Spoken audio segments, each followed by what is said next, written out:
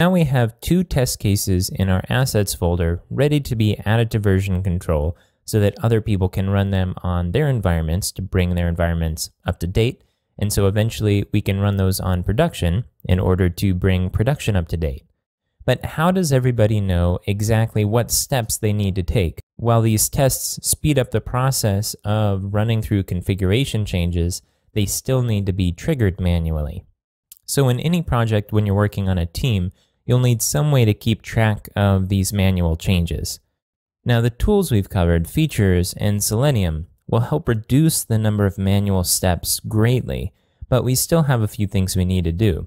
So for example, if Gary, our coworker, needs to get up to date with the changes, they'll need to enable the feature module, the blog feature module, and then run these two tests.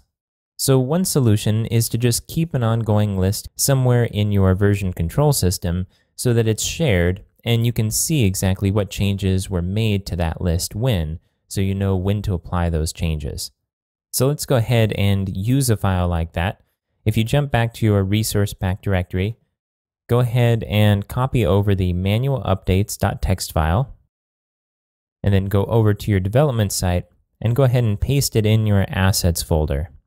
And let's open this up and take a look at it. This has a few instructions on how to use this. It says this is a live document to list configuration and content changes that need to be made for the next revision.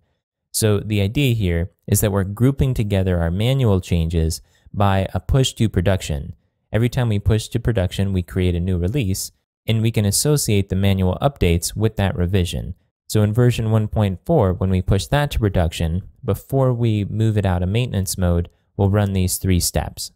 Now at this point, as we're making updates to configuration, we're going to list those under the next release section because we don't have a name for our next release yet.